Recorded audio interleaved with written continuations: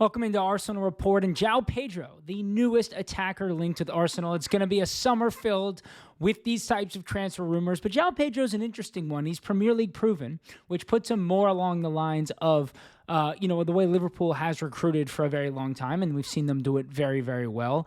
And listen, João Pedro is a very talented young player. 23-year-old Brazilian, 10 goals, 6 assists in the Premier League alone this year, in only 27 appearances. So a very, very solid return. Physical player, excellent finisher with both feet.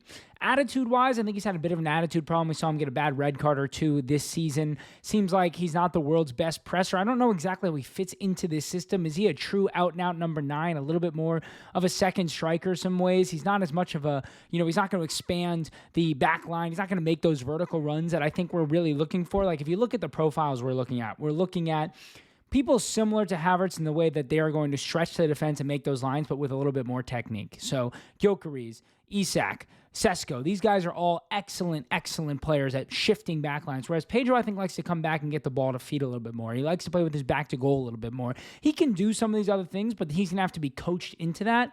And then it's a question of Brighton. Yes, they are willing to sell, but they're always the kind of club where it's like, you have to meet this number. We will sell at this number, no problem. It's not a negotiation, but meet this number. And I don't know if we're looking to go that high for João Pedro. I don't think his ceiling is the likes of Sesko's ceiling or even Gyökeres. Although Gyökeres probably comes with more risk than João Pedro, probably comes with a bigger reward because of his goal tally. It's an interesting league, though, João Pedro. He's linked with Arsenal. He's linked with Liverpool. I think Chelsea as well interested in him. It makes sense. Brighton are a selling club. Those three clubs likely all to be in the Champions League next year, all looking to add to their attacking forces, all have attackers they like, but looking to bring in one more. It seems like one that's maybe a little bit more media-driven than a serious link, but definitely one to keep an eye on because again, once Newcastle lock in Champions League, Isak's going to come off the table. That's not even going to be a possibility. There's not going to be a number that you can get him at. So then it's going to be a matter of figuring out who's next. Will it be Gyökeres? Osimhen also popping up here and there, but I really doubt he'll make that move at this point. That really felt like a last summer move. So João Pedro, interesting, but I don't think he'll be Arsenal's number 9. But Arsenal need to be in the race for Florian Wirtz. It did seem like Wirtz was going to Bayern Munich. That felt like a done deal. But now we're seeing links that Man City feels that they may have gotten this deal done with Leverkusen. It seems like Liverpool, of all clubs, is at the table, although we're not used to seeing Liverpool put out these types of numbers, and you'd expect them to have to get rid of Nunez and probably one other attacker before they would go and spend this money on Wirtz. But if you're seeing Liverpool being linked, City's one thing. But if you're seeing Liverpool being linked with Florian Wirtz, Arsenal need to be in the race. Arsenal need to be at the table at the very least, at least talking to Bayer Leverkusen, because Florian Wirtz is the perfect player for this new system that we're going to see with Zubimendi and Rice. A midfield of Zubimendi and Rice pivot with Wirtz in front of them as a number 10 behind a brand new striker.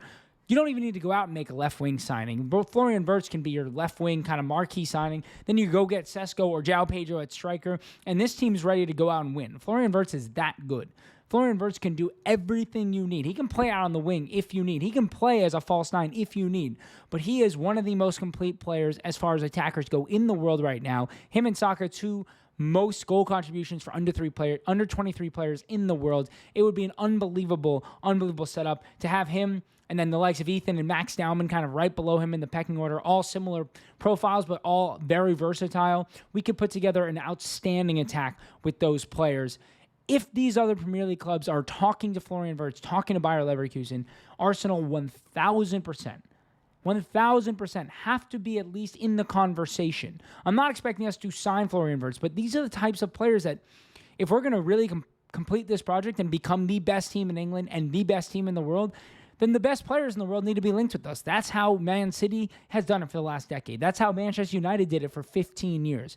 These are the types of deals that we need to be in talks with. We have the funds. We have the PSR room, so let's make it happen. And Joan Garcia, it seems like that deal is next to be confirmed after the Zubimendi deal already has been confirmed. But the interesting thing is this goalkeeper is willing to come as a number 2. There's no expectation that he is going to take over David Raya as a number 1 next season. The question is, though, why would he be willing to make that move when he's had such an unbelievable year in La Liga? He's been probably the second or third best goalkeeper in the league, very young age, Why would he come to Arsenal where he probably won't play more than 10, 12 times, assuming Raya doesn't get injured? Let's say he plays every cup match and plays all the Champions League stage matches. So that's 8 league stage matches. Let's say we go 2 or 3 in each cup, 14 appearances. That would really surprise me. But David Raya, they're giving him the number 1 jersey. We heard that today. They're going to give Ethan Nwaneri the 22, which is David Raya's current number. Raya will take the 1. Joan Garcia will come in and probably get like the number 23 kit if Marino changes numbers. So it's a bit strange. I'm struggling to understand this from the player side, not the club side. This is a player that we thought we were going to sign last year to come in and play this role, be the number 2, and then that didn't work out, so we had to sign Neto, which was a disaster. But it is shocking to see Joan Garcia being willing to come in as a number 2. It could be one of those where we're not trying to rock the boat. It'll be a bit of a competition. We know, remember when we signed Raya and we had Ramsdale and he was like, this can be a competition. I would make a goalkeeper sub, yada, yada, yada. We've seen Mikel Arteta kind of dance around this.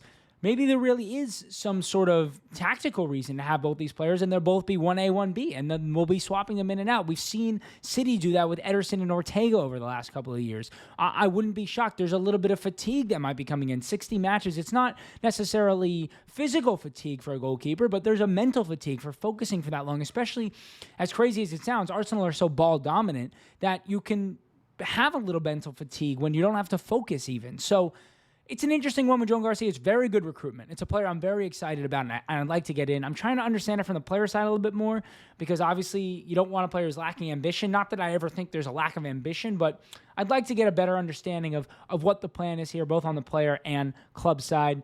And although it seems crazy, we have so many left backs, it does feel like Arsenal will be in the market for a new left back. They may not sign one, but they're going to explore it. We know Kieran Tierney is going to leave. That's done. Free transfer going back to Celtic. I think it'll be great for him. Great for him to play Champions League football.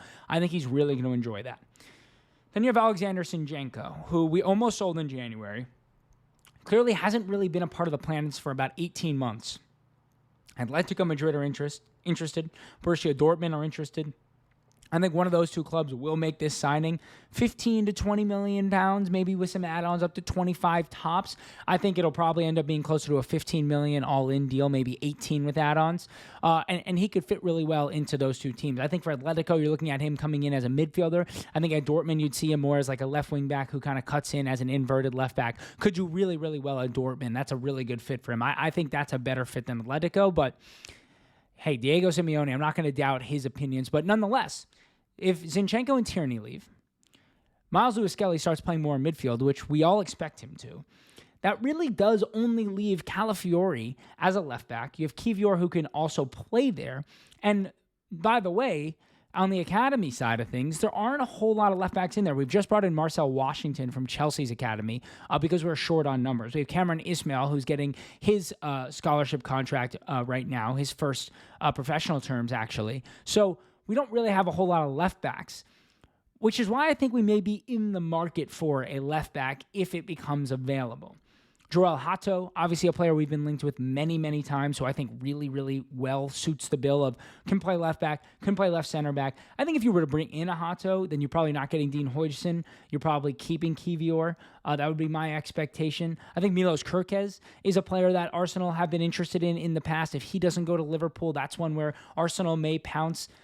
I think in a crazy world, Theo Hernandez is a player that's always kind of been talked about. It seems like he's going to leave AC Milan, probably outside of our budget, but as much as we need an attacking signing, a Theo Hernandez at left back could solve a lot of those left wing issues, as he loves to get up the pitch, and he would be an exciting player to me. You put Theo Hernandez in the side, you slot Miles Lewis-Skelly into midfield, and you play a midfield of Lewis-Skelly, Rice, and Odegaard, and Lewis-Skelly's kind of in that left back, inverted left back position, in possession, covers left back, in immediate out of possession transitions, and then Theo Hernandez bombing the wing. Very interesting concept to me. I doubt Theo Hernandez will come, but that type of player. So, yes, I don't think we're going to make the left back a top priority, but we will be linked with left backs this whole window. And I'm sure there's some names I haven't even mentioned yet on the cheaper side that will be talked about. And then, of course, Tomiyasu could play left back if he's ever fit. So it's a bit of a weird one where it's like we don't need a left back, but in some ways we kind of do. So we'll see what happens there. Thanks for watching Arsenal Report. Make sure to subscribe to the channel. If you leave a comment and you want me to talk about something tomorrow, I certainly will. But thanks for watching. Hit that subscribe button, and we'll talk to you again tomorrow.